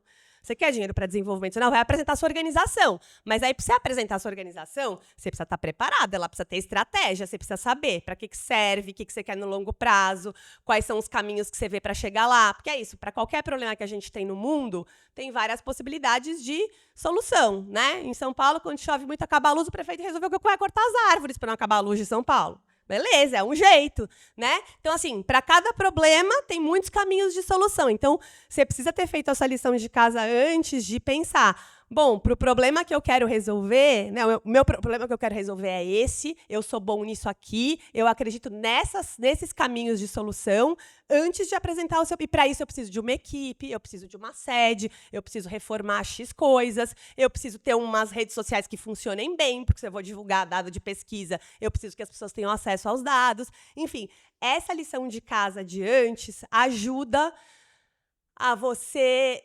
também advogar para os doadores de que eles precisam olhar para isso, porque eles não vão olhar naturalmente para isso, eles vão olhar naturalmente para o projeto e para o número. O projeto que atende X pessoas, X crianças, X velhinhos, X adolescentes, X árvores preservadas, plantadas, o que for, né? Então, quanto mais a gente faz a nossa lição de casa antes, melhor. A outra coisa é criar políticas. Então, assim, o financiador, em geral, tem uma política. E como a gente não tem tanto, a gente meio que se submete a dele sem discussão. Então, eu sempre falo, cria sua política. Você capta R$1.000, não importa. Você fala, olha, sempre que eu capto recurso, 10% eu coloco num fundo de reserva, porque eu preciso ter dinheiro para imprevisto. É minha política. Se ele não quiser aceitar a sua política, ele que diga que não vai aceitar a sua política. Mas é diferente quando você já chega e fala, você gostou, você quer doar e tal. Então, beleza, essa é a nossa política. É assim que a gente gere esse recurso. Não estou dizendo que você vai falar isso e que ele vai falar assim, senhor, enfim, claro, as suas ordens. Mas muda a conversa. Você fala de um lugar de mais igualdade. Você tem a sua, eu também tenho a minha. Quer dar uma olhada? Você pode discutir a minha política, eu estou aberta, né, a conversar sobre ela, porque é isso, no fundo, o que acontece? As organizações precisam do recurso e na hora do vamos ver, o financiador fala não para tudo, você vai falar, tá bom, quero o recurso mesmo assim, porque é o que tem, né? Mas muda a conversa. Você falar, ele vai ter que te falar não. Que é diferente do tipo, você fala, ai, que bom, você quer doar para mim? O que eu preciso fazer? Né? Então, esse tipo de reflexão que eu acho que, enfim, pode... enfim, é interessante de ter, sabe? É isso. Não, antes de tudo, se alguém ainda tem alguma coisa ou quer se apresentar ou falar, Leite. Tá. Vem aqui pra frente, pode ser? A Leite. Primeiro ela, depois ele, né? Boa tarde, gente, tudo bem? Meu nome é Letícia, eu sou daqui de Belém mesmo. Sou cofundadora de uma organização social aqui também, mas trabalho em outras organizações do Sudeste na área de segurança alimentar, no momento. E aí eu peguei da fala do Pedro para cá, né? Mas só contribuindo um pouco na questão que você... Eu não peguei seu nome no começo, Kika, né? Prazer. Trouxe na sua fala, assim, da minha experiência atuando no terceiro setor, como alguém que construiu uma organização social, que começou com R$0 e hoje chega a captar alguns milhares de reais, assim, pelo que você traz, parece que é algo muito fácil esse acesso direto entre financiador e sociedade civil, né? Só que essa conversa, esse diálogo, né, de colocar na mesa, apresentar sua política, como você faz, como você atua, ele não acontece na maioria das vezes. Porque a forma de seleção ou de escolha, a não ser pelos editais, ou quando é um financiamento mais direto, ele se dá por afinidade, né? As relações, os ciclos sociais são construídos por afinidade. Como você trouxe de exemplo, no seu WhatsApp tem o contato do diretor do Ibirapitanga. A maioria das organizações de base, elas nunca vão chegar a próximo de contatos desse tipo, né? Então, para além da responsabilidade da sociedade civil de se empoderar dessas estratégias, para quando chegar a oportunidade de tratar com algum financiador, eu acho que a gente tem que, na verdade, começar a questionar um pouco mais sobre essa ideia meritocrática mesmo, né? De que, com esforço, com estudo, acho fundamental todos os materiais de capacitação que são oferecidos para o terceiro setor. Fiz a minha vida toda, né, ali no site da ABCR e tal. Mas essa ideia é um pouco falaciosa de que é possível chegar nesse nível de acesso com financiadores, porque as pessoas da sociedade civil elas nunca vão estar nesses espaços que pessoas que têm grandes fortunas, trabalham na filantropia, ou até mesmo como dirigentes de organizações responsáveis por intermediar, né, esses recursos. Esse acesso não vai acontecer para todo mundo, assim, mesmo que a gente faça todos os cursos disponíveis e estude muito de como chegar numa mesa e apresentar nossa proposta. Porque a seleção, no final das contas, vai se dar por relação, por afinidade, pelo ciclo onde a gente vai estar inserido enquanto sociedade civil.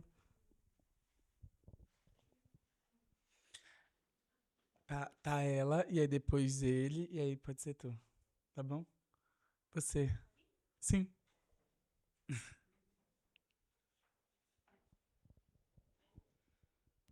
Boa tarde, tudo bom? Boa tarde a todos também. Eu sou Soler Araújo, sou cofundadora do Instituto Agape Manaus. Eu e Luana. Luana está aqui, minha irmã. Estava no outro painel agora, veio para cá acompanhar também.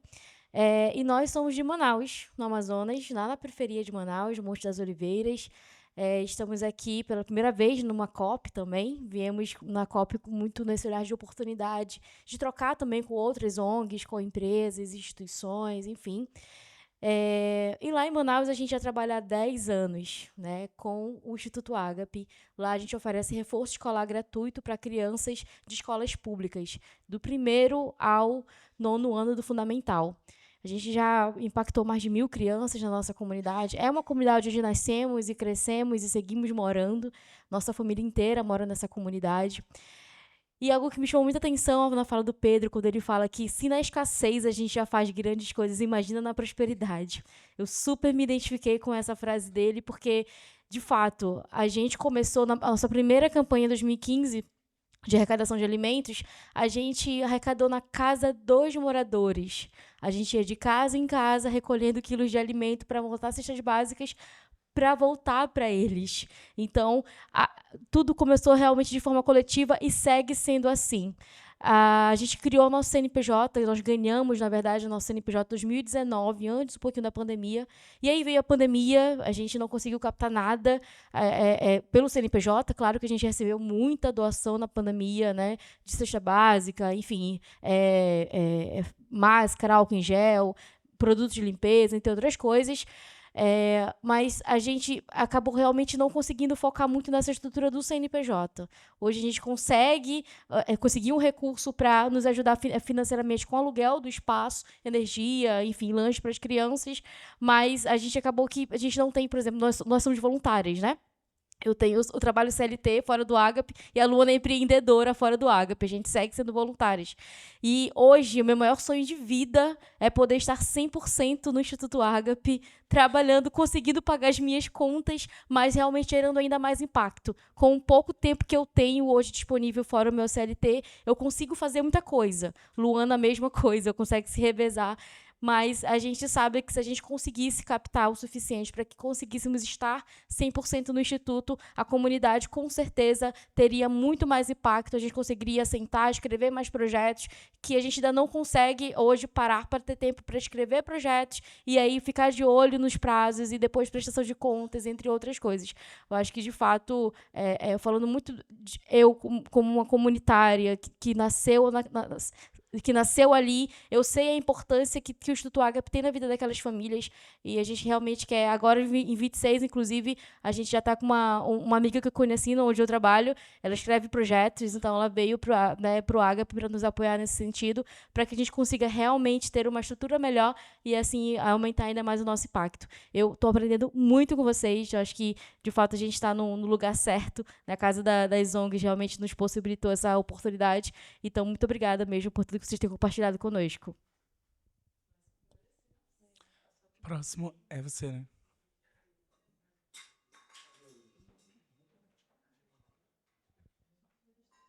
Oi, gente, boa tarde. Meu nome é Matheus.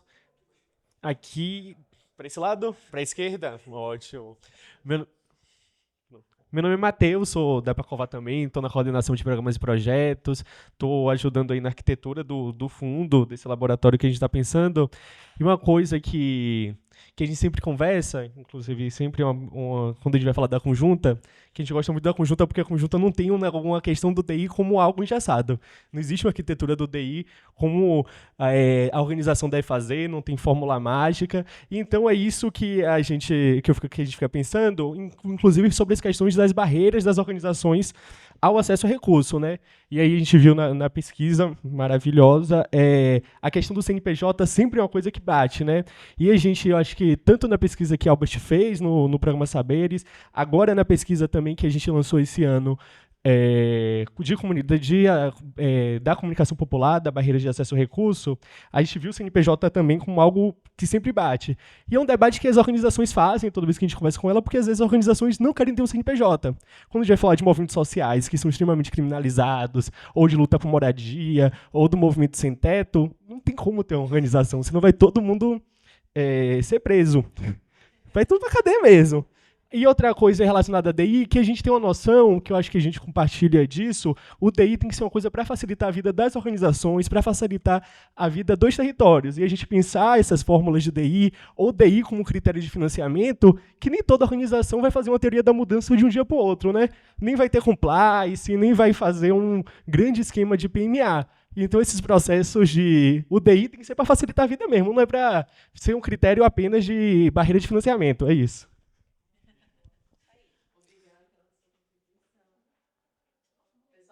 Agora.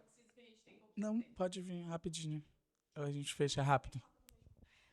Boa tarde, gente. Eu me chamo Thali, eu sou do Fundo Global para Crianças, Global Fund for Children. A gente é uma filantropia flexível, uma filantropia que trabalha com a base da confiança. A gente não pede nota fiscal, a gente não pede recibo para saber como essas organizações estão fazendo uso do seu recurso, porque a gente entende que se as soluções elas já estão acontecendo na base, por que a gente precisa ainda ter ainda mais considerando a realidade de muitos territórios, que muitas das vezes nem sequer esses prestadores de serviço, e quando a gente quer contratar prestadores de serviço da comunidade, eles não vão ter CNPJ. Então, acho que a gente tem já cases de muitos anos de que isso dá certo e de que realmente faz a diferença, não só para as organizações, mas para as comunidades de forma geral. E eu acho que só trazendo também um pouco sobre a fala da Kika, né, que, na verdade, a gente não existe uma crise financeira, existe uma crise política. porque realmente não é falta de recurso. Recursos tem de muito. A gente viu na pandemia que, na verdade, quem tem dinheiro ficou ainda mais rico com a crise. Então, não necessariamente é uma escassez de recursos, não existe escassez de recursos, existe um posicionamento político. Então, só complementando também aqui nessa construção coletiva. Obrigado. Alguém mais? A gente tem pouquinho. Acho que a gente vai fazer uma rodadinha final aqui. Ah, ela queria falar. Pode. Tá. Nossa última.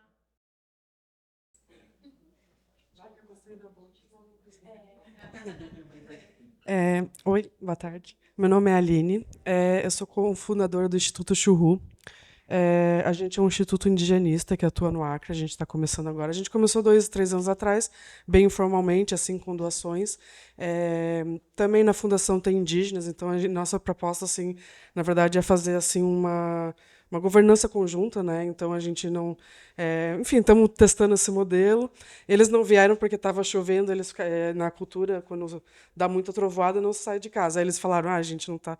Eu falei, não, tudo bem, eu vou. Aí pena que eles não estão aqui, mas a gente, enfim, está começando. A gente tem.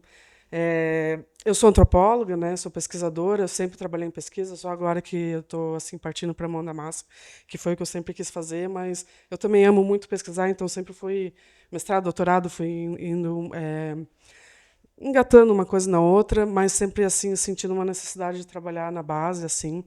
E, por exemplo, uma das comunidades que a gente está envolvida muito tem muito assim esse sonho do turismo, mas, enfim, tem que trabalhar a água, tem que trabalhar muitas outras coisas primeiro, para ser uma experiência assim agradável para todo mundo. Então, a gente também está muito focada na questão da medicina indígena, né? Enfim, e a gente tem essa dificuldade realmente assim porque a gente é um grupo muito pequeno, com aldeias pequenas, e tem essa questão de números que você estava falando, que todo mundo sabe muito mais do que eu sobre do que se trata. E, ao mesmo tempo, a gente tem grandes organizações no Acre, né, no caso, mas algumas comunidades não se sentem tão contempladas, apesar de estarem dentro, né? Então, supostamente, teoricamente. Então, é isso. A gente quer ver como a gente pode trabalhar sendo como uma organização pequena, e em face a tanto recurso que chega nessas comunidades, mas que realmente não é tão capilarizado, né? Então é isso. Tá bom. Obrigada. Quer conversar? Não, eu só ia fazer só um negócio, um fechamento, e aí eu já passo para vocês. Não, eu fiquei desde a parte da companheira ali da pesquisa, né? Que aí eu fiquei muito pensando assim, dentro do Miri a gente tem uma rede de pesquisa popular também, né? Que é o Tapiri. E o Tapiri surge principalmente porque a gente queria fazer pesquisa a partir dos sujeitos da comunidade. Então, eu vim da experiência da universidade e entendia como era, né, que a galera da universidade só chegava lá, aplicava as pesquisas e depois voltava, e não tinha realmente aquele acompanhamento, aquele retorno para a comunidade. Às vezes não tinha nem as devolutivas das pesquisas para a própria comunidade. Entendendo também a dificuldade de estudos lá na bacia hidrográfica que a gente tem atuação, nós criamos o Tapiri, que é a Rede de Pesquisa Popular. E aí a gente está assim, com uma dificuldade. O nosso financiamento era da USAID, e aí cortou ano passado, e nós ficamos o ano inteiro de 2025 desenvolvendo as atividades da rede de forma assim, catando dali sobrou de um projeto aqui, uma coisa acolá, e aí a gente foi fazendo, porque também surgiu como um compromisso político, né, nosso, de continuar o projeto.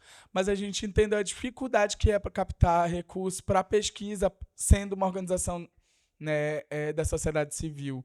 Principalmente porque quando surgem recursos até mesmo da filantropia para a pesquisa, como foi um edital que aconteceu agora do ICSE, era especificamente para a universidade. E aí, se a gente está se propondo a desenvolver atividades, a fazer pesquisa, sendo uma organização da sociedade civil e não uma organização de pesquisa, né, do Estado, é porque o Estado não está cumprindo sua função. Então, as nossas organizações só existem porque existem lacunas, né, das políticas públicas. Se o Estado não está atuando, a gente entra com a nossa atuação, fazendo a nossa parte dentro das comunidades. Então, tem essa dificuldade muito grande, a gente, quanto organização pequena, assim, acho que a gente se conecta muito quanto a isso. Estamos aí nessa luta. E aí, de que forma também que a gente, enquanto organização pequena, a gente está ajudando outras organizações. A gente, Pacovar, quantos anos vocês têm de atuação? 2 anos. E está atuando, captando recurso para fortalecer outras organizações. Então, como uma organização pequena, média, já está fazendo esse... Assim, a gente é cobrado pelas comunidades da gente fazer um acompanhamento de CNPJ, isso, aquilo, outro, organizacional mesmo, DI, com outras organizações que são menores, sendo que a gente está aprendendo a fazer o nosso. Então, como é essa dificuldade da gente poder e também se conectar, né? A gente está fazendo esse fortalecimento, mesmo a gente está precisando de fortalecimento e fazendo o fortalecimento dos outros. Então, eu acho que assim, uma coisa que tem muito em mente é que as nossas organizações elas não dão um ponto sem nó. Se a gente faz um estudo, se a gente faz uma pesquisa, se a gente imprime uma cartilha, alguma coisa, não é só para ser de educação, é para ser incidência política, é para dialogar com as crianças, é para dialogar com a família toda, porque a gente já tem pouco, a gente ainda vai fazer uma coisa que não vai servir só para um público, só para uma coisa. Então a gente tem que fazer, realmente fazer a farofa de mortadela para poder executar as nossas ações. E aí eu acho que a gente está assim também, eu acho que a gente está num espaço importante para a gente começar a discutir, para a gente começar a ver quem é que a gente quer que seja próspero, né? E a gente quer, eu tenho esse alinhamento político, assim, que eu quero que quem seja próspero sejam os nossos, né? Que sejam as comunidades. Porque a gente já está vendo tanta gente, né, com tanto, e, aliás, poucas pessoas com tanto e muita gente sem nada ou com muito pouco, né? E aí eu acho que a gente discutir realmente essa descentralização do poder, essa descentralização do recurso, acho que a gente tem que partir também pela escuta, e eu acho que esse espaço está sendo muito potente por isso também.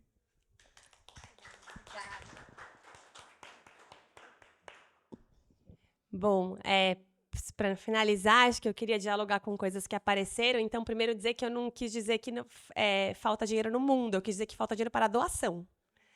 A gente poderia ter muito mais dinheiro para doar do que temos hoje. Então, dinheiro para doar, não dinheiro para investir enfim, investimentos e tal, não nesse lugar. Falta dinheiro para doação. A gente poderia doar muito mais do que a gente doa. As empresas, as pessoas, enfim, as famílias de alta renda, todo mundo poderia doar mais, mas não doa. Então, falta dinheiro de doação. Né? Nesse sentido que eu quero dizer que tem uma escassez. O mundo não para de crescer. O PIB global cresce, a doação não cresce na mesma velocidade que o PIB global. Né? Então, é aí que está E aí, eu acho que justamente por isso tem tudo a ver com o que você falou, que assim, quando você recebe recurso, você imediatamente tem uma responsabilidade, cara. Porque você recebeu um recurso e o resto não recebeu. Né? Muita gente não recebeu, né? Porque tem todos esses problemas que você trouxe mesmo. Eles existem. E tem gente trabalhando para isso, né? A gente tem uma super parceria com a iniciativa PIPA, que é uma organização de pessoas do território, de base periférica, vem das favelas do Rio de Janeiro e tal, que trabalham nisso. Como é que a gente democratiza o acesso ao recurso filantrópico? Né? A gente criou o Fundo Pop, que a gente apoia o Miri via Fundo Pop, com a PIPA. Então, existem pessoas e organizações que estão fazendo esse papel de levar isso para o centro do debate. Né? Vai mudar? Vai mudar com que velocidade? Não sabemos, mas esse debate existe, isso existe. Né? E aí eu acho que também é isso, não dá para todo mundo fazer esse papel. Então é bom que tenham organizações que juntem outras organizações menores para fazer o papel de advogar por precisamos descentralizar, precisamos que o dinheiro chegue na base, nos territórios, nas periferias. Né? E eu fiquei com muita vontade de te perguntar, uma pena que a gente não tem tempo, porque você veio aqui e falou, você começou falando uma história, eu comecei do nada, com R$0, e hoje eu sou uma organização de alguns milhares de reais, né? Mas não dá. Aí eu falo, não, lógico que dá, você acabou de contar que você conseguiu. Então, assim, tem muitos desafios, mas não é impossível de fazer. A gente tem um monte de histórias incríveis, né? E eu fiquei muito curiosa para escutar a sua história. E não dá para todo mundo sentar na mesa do presidente da República, porque não tem hora no dia para a população brasileira inteira sentar na mesa do presidente da República, realmente. Não dá para todo mundo tomar um cafezinho com o diretor de XPTO, né? Mas eu acho que tem estratégias que podem ajudar a gente a furar a bolha, que foi um pouco o que eu trouxe ali antes. Eu acho que tem estratégias para isso e tem que ter organizações que fazem esse papel de representar as outras e de fazer de porta-voz de outras, né? E aí a gente tem que ir jogando com as estratégias que são possíveis, né? Mas é isso, acho que você tem que contar a sua história de como é que você conseguiu sair da organização de R$0 daqui para ter, né, uma organização que, enfim, que conseguiu crescer, ter um orçamento e conseguiu criar uma estrutura e tal, porque acho que isso também leva também a gente para, bom, beleza, a situação é muito dura, né? E brasileiro é bem especialista nisso. O contexto é muito difícil. E agora, como é que a gente se vira nos 30 nesse contexto difícil? Né? Acaba servindo um pouco para o contexto das organizações da sociedade civil também, né? Bom, dentro desse contexto que tem muitos problemas, como é que eu posso contornar aqui, né? E eu sempre gosto de trazer esse lugar, porque senão a gente fica sempre só na crítica e na reclamação, que é importante, mas às vezes paralisa, sabe? E a gente divulga vários cases na plataforma conjunta. A gente adora divulgar cases. Inclusive, uma coisa que eu ia pedir mais para o final, mas puxando o gancho, é que, se vocês tiverem materiais, conteúdos sobre tudo que a gente conversou aqui agora, por favor, entre em contato comigo, porque a gente adora divulgar isso na plataforma conjunta. Temos vários cases em formato de podcasts, em formato de cartilha, que servem justamente como ferramentas de orientação para outras organizações, para que elas possam entender, enfim, qual foi essa trajetória. Quero dizer também que a plataforma conjunta a gente vai estar colocando uma IA, né, na nossa plataforma, para que melhore ainda mais esse processo de vocês de entrarem na plataforma, conhecer, falar o que necessita de uma forma mais simples, né? Então, essa tem sido a nossa preocupação, cada vez mais democratizar, sensibilizar. Temos nossas redes sociais, @plataforma conjunta, onde a gente está sempre trazendo, enfim, desde o zero, como fazer um estatuto, como eu disse, né? Quero ser artesão. A gente postou esses dias e bombou. Mas a gente precisa também ouvir, né? Então a gente precisa saber qual é a carência, quais são as necessidades, por isso momentos como esses são tão importantes, porque a gente pode melhorar também a nossa acessibilização, né? Eu sempre fico perguntando quem será o nosso público, né? A gente tem vários formulários, por favor, respondam quando entrarem nos nossos grupos, eu vou passar para vocês os grupos de WhatsApp e tudo mais. Respondam os formulários, porque a gente precisa ouvir quais são as necessidades, quem são vocês, é média, pequena, é grande, qual é a região, para que a gente possa também ofertar melhores custos, né? Nós temos ali o Café com Especialistas, que tem uma duração de 1 hora e meia, onde trazemos pessoas assim de todos os eixos, desde comunicação, trouxemos o Igor, que é secretário, né? Para poder trazer como é que podemos captar com, enfim, Lei Rouanet, falamos de Miroski, falamos de tantas coisas ali, gestão, oficinas, fazemos oficinas uma vez por mês, todas são gratuitas, públicas, todo mundo pode participar. Nós temos construído um espaço assim, né, justamente ouvindo vocês e melhorando cada vez mais o que é a nossa função. Agora, falando com a nossa colega que é antropóloga, eu também sou antropóloga, né? Estou finalizando meu doutorado, e o que eu poderia falar para vocês é: tomem cuidados com as dissidências, como você falou, né? Às vezes temos um coletivo, uma organização que não concorda. É muito importante para todo mundo aqui que trabalha com comunidades tradicionais, que são comunidades indígenas, quilombolas, fazendeiras, quebradeiras, é uma lista enorme, né, de comunidades, que façam protocolos de consulta antes de entrar em contato com o financiador, se possível, antes de entrar em contato com a empresa, porque a gente precisa ter uma coesão de grupo ali. Inclusive, eu estava até falando com o pessoal da Pipa, a gente deveria incluir algum material de protocolo de consulta pensando o DI, porque se você é uma associação de uma comunidade tradicional e você não tem protocolo de consulta e você já está pensando no CNPJ, a gente pulou ali uma etapa, porque eu preciso ter uma coesão no meu grupo, de entender, ok, quem somos, quantos somos, como é que você fala comigo. Isso precisa estar muito específico, porque comunidades tradicionais têm direitos diferenciados, né? E, às vezes, o recurso, se ele chega, enfim, para uma liderança só, né, isso causa um grande problema. Aí você não ajudou, você causou um problema naquela comunidade, né? Dessas demandas, como a Kika falou, essas políticas, né? Quais são as nossas políticas? A gente cada vez mais poder falar quem somos, como queremos esse recurso, o que é que vamos fazer com ele. Eu acho que esse processo pode ser suavizado, né? E aí, de novo, por isso a importância de protocolos, né? A política, como a Kika disse, protocolos, porque você deixa tudo escrito ali, tudo explícito, quais são os mecanismos, né? Como é que funciona esse grupo, e a gente evita, enfim, dissensos. De novo, entre na plataforma, é bastante intuitiva. Se você botar ali materiais de conhecimento, botar advocacy, o tema que vocês querem, vai aparecer tudo bonitinho, dividido. Esse conteúdo é para mim, esse conteúdo não é para mim, assim, como é que aonde eu clico, o que eu faço, e a gente está cada vez mais trabalhando para melhorar a experiência de vocês, tá bom? Muito obrigada a participação de todos aqui, todas aqui. Foi maravilhoso. Por favor, entrem em contato com a gente, demandem coisas da gente. Estamos aqui justamente para fortalecer o campo.